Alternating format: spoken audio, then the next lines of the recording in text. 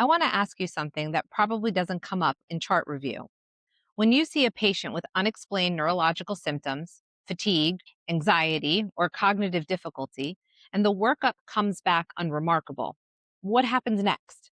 You may order more labs, you may refer out, you may watch and wait.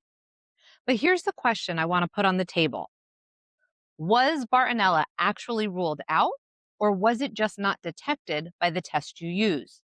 Those are two very different things. Bartonella is a stealth pathogen. It has the ability to infect endothelial cells, red blood cells, and macrophages. It is extremely slow growing pathogen and cycles in and out of the bloodstream roughly every 3 to 5 days.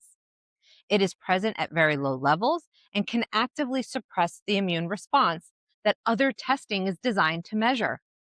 Think about what that means for a serology result. If Bartonella is suppressing that immune response, or if the patient hasn't mounted a robust antibody reaction, the serology comes back negative.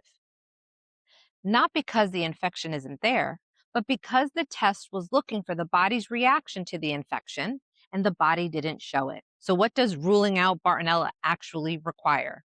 It requires a test that looks for the organism directly, not the immune response to it, the microorganism itself.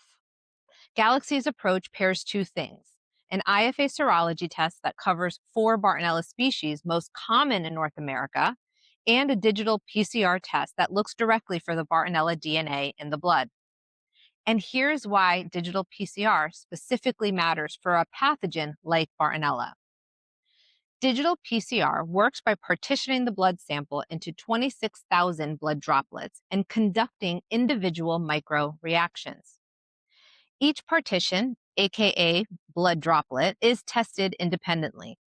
With less host DNA to sort through, it's easier to find evidence of a low level stealth pathogen like Bartonella. And if Bartonella DNA is present in even 2 of the droplets, you get a positive result. Standard PCR looks at the sample as a whole and cannot offer the sensitivity needed to detect Bartonella the way that digital PCR can when it partitions the sample. This is not a subtle difference. For a pathogen this sparse, it is the difference between detected and not detected. When the digital PCR is positive, you have direct evidence of the current presence of pathogen. That is a different kind of clinical confidence than serology results can offer.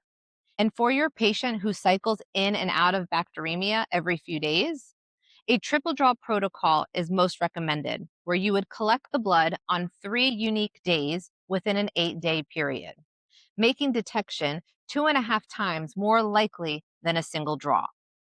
I am not suggesting every patient who presents with neurological symptoms needs a Bartonella workup. I am suggesting that in the patients you already are uncertain about, the ones where the picture fits but the labs haven't confirmed everything, this question is worth asking. Has Bartonella been ruled out, or has it just not been detected by other testing methodologies? There is a difference, and it might matter for this patient.